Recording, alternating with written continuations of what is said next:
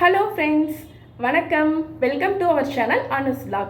இன்றைக்கி நம்ம வீடியோவில் என்ன பார்க்க போகிறோம்னாக்க ரசமலாய் எப்படி பண்ணுறதுன்னு தான் பார்க்க போகிறோம். ஏற்கனவே நம்ம பாசுந்தி எப்படி பண்ணுறதுன்ட்டு பார்த்துருக்குறோம். சேம் அதே பாசுந்தியை ரெடி பண்ணி அதில் தான் நம்ம ரசமலாய் பண்ண போகிறோம். ஸோ எப்படி பண்ணலான்ட்டு பார்க்கலாம். வாங்க வீடியோக்குள்ளே போகலாம். ஃபஸ்ட்டு ரபடி எப்படி பண்ணுறதுன்ட்டு பார்த்துடலாம். அதுக்கு ஒரு பாத்திரத்தில் 1/2 லிட்டர் பாலை எடுத்துக்கிட்டு அந்த பாலை ஹை ஃப்ளேமில் வச்சு நல்லா காய்ச்சிக்கணும். பால் நல்லா பொங்கி வந்ததும் பாதாம் பருப்பு, முந்திரி பருப்பு, பிஸ்தா பருப்பு மூணுத்தையும் பொடி பொடியாக கட் பண்ணி வச்சுக்கிட்டு பாலில் போட்டு நல்லா மிக்ஸ் பண்ணிக்கணும் நம்ம. ஸோ இந்த பால் 1/2 லிட்டர் பால் 1/4 லிட்டர் பாலாக மாறுற வரைக்கும் நல்லா சுண்டை காய்ச்சணும் பாலை. அதாவது மீடியம் ஃப்ளேம்லேயும் லோ ஃப்ளேம்லேயும் வச்சு நம்ம பாலை நல்லா காய்ச்சணும். ஓரத்தில் படிக்கிற ஆடையை இப்படி எடுத்து பால்குள்ளேயே விட்டுறணும். அப்போ தான் ரபடி நல்லா டேஸ்ட்டாக இருக்கும். இது பாசுந்தி பண்ண அளவுக்கு ரொம்ப திக்காக பண்ண வேண்டாம், கொஞ்சம் தின்னாக இருக்கணும். அப்போ தான் ரசமலாய் நல்லா ஊறி சாஃப்டாக இருக்கும். இப்போ பாருங்கள், இதில் நான் என்கிட்ட குங்குமப்பூ இல்லை, அதனால் கலர் பவுடர் கொஞ்சோண்டு போட்டிருக்கிறேன். உங்கள்கிட்ட குங்குமப்பூ இருந்துச்சுன்னா போட்டுக்கோங்க. அடுத்தது 1/2 லிட்டர் பாலுக்கு நான் 1/4 கிலோ சர்க்கரை எடுத்துக்கிறேன்.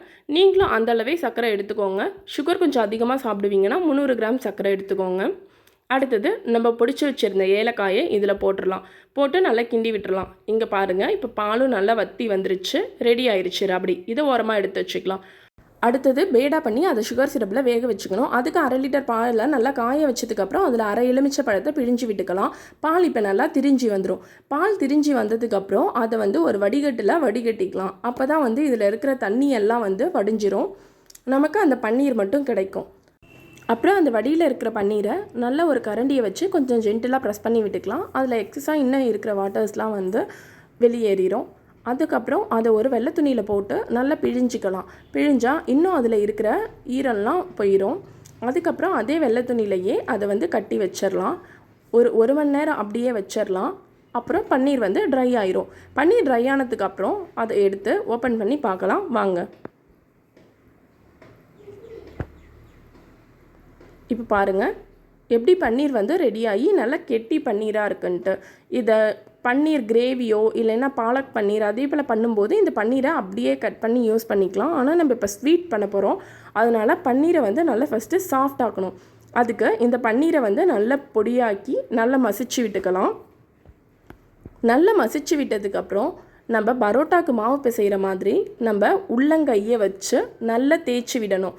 நான் ஏற்கனவே ரசகுல்லாவுக்கு சொல்லியிருந்தேன். ஸோ அதே போலயே நல்லா ப்ரெஸ் பண்ணிக்கோங்க. இங்கே பாருங்கள், இப்படி தான் பரோட்டாக்கு மாவு பிசைகிற மாதிரி நல்லா ஒரு 10 to 15 மினிட்ஸ் பண்ணிக்கோங்க. அப்போ தான் நல்ல சாஃப்டான ஸ்பாஞ்சியான ரசமலாய் நமக்கு கிடைக்கும்.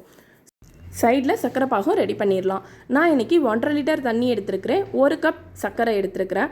இதை தண்ணியில் கொட்டிட்டு நல்லா கலந்து விட்டுக்கலாம். அந்த சர்க்கரை அடியில் தேங்காமல் சர்க்கரை கரைகிற அளவுக்கு நல்லா கிண்டி விட்டுக்கோங்க.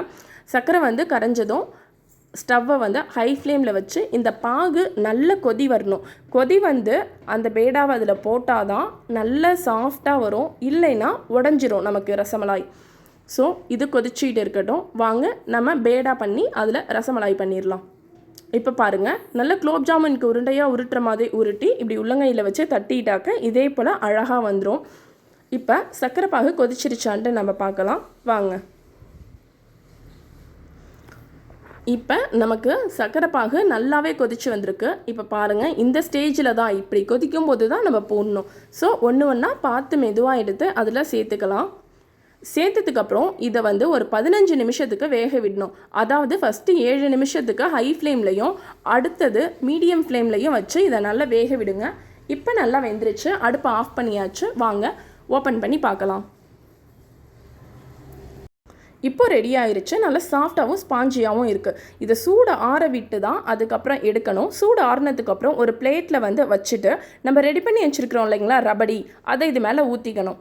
இங்கே பாருங்கள் நான் எப்படி செஞ்சுக்கிட்டேன்ட்டு. சூடாக பண்ணிடாதீங்க. சூடாக எடுக்கும்போது ரசமலாய் உடைய வாய்ப்பு இருக்குது. ஸோ சூடு ஆறுனதுக்கப்புறம் இதை பண்ணுங்கள். இதை இப்படியே சூடாகவும் சாப்பிட்லாம், இல்லைன்னா ஃப்ரிட்ஜில் வச்சு சாப்பிட்டா அட்டகாசமாக இருக்குங்க இந்த வெயிலுக்கு. கண்டிப்பாக இதை உங்கள் வீட்டில் ட்ரை பண்ணி பாருங்கள். ட்ரை பண்ணி பார்த்துட்டு டேஸ்ட் எப்படி இருந்துச்சுன்ட்டு எனக்கு கமெண்ட்டில் மென்ஷன் பண்ணுங்கள். இங்கே பாருங்கள் எவ்வளோ அழகாக ரசமலாய் நமக்கு வந்திருக்குன்னு. ஒரு தடவை இதை நம்ம வீட்டில் செஞ்சு சாப்பிட்டு பார்த்தா நம்ம கடையில் இதை வாங்கவே மாட்டோம், வீட்டிலையே செய்வோம். ஸோ செஞ்சு பார்த்துட்டு டேஸ்ட் எப்படி இருக்குன்னு கண்டிப்பாக சொல்லுங்கள். இந்த வீடியோ உங்களுக்கு பிடிச்சிருந்தா நம்ம சேனலை சப்ஸ்கிரைப் பண்ணிக்கோங்க. உங்கள் ஃப்ரெண்ட்ஸ்க்கு இந்த வீடியோவை ஷேர் பண்ணுங்கள். நெக்ஸ்ட்டு ரெசிபியோட உங்களை நான் மீட் பண்ணுறேன். தேங்க்யூ. பாய்.